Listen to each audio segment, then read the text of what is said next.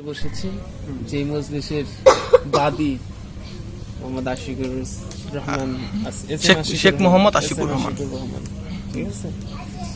আর অভিযুক্ত দুইজন বিবাদী, মানে তারা আসামি বলা যায়,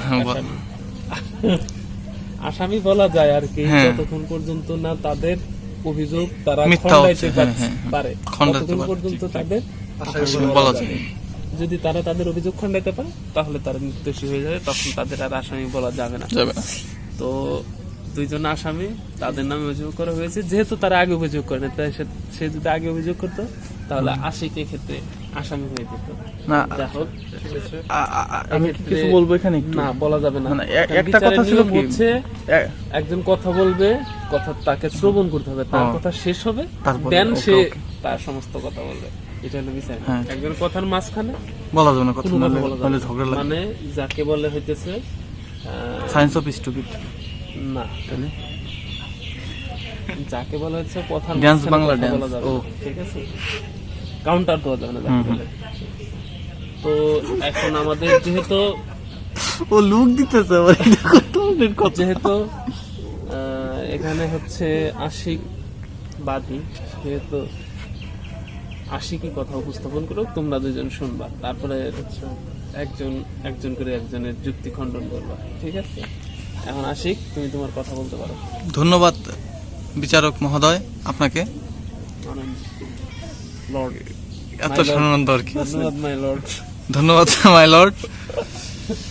অ্যাকচুয়ালি গতকাল রাতে যে ঘটনাটা ঘটেছে সেটা অনেকটা কষ্টদায়ক, অনেকটা মর্মান্তিক।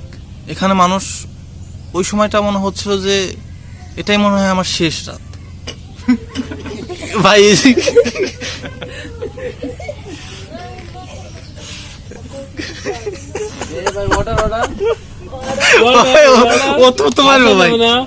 আচ্ছা, হাসতে পারে, সমস্যা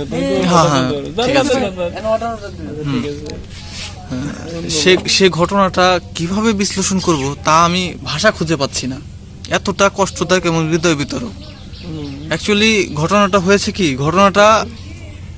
এই ঘটনাটা গতকালেরও না বলা যায়, এই ঘটনাটা চলে আসছে যুগ যুগ ধরে। কিছুটা ইনেকে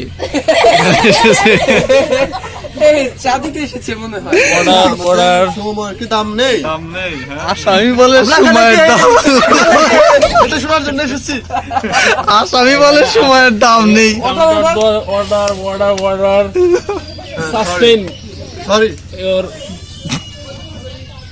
কি?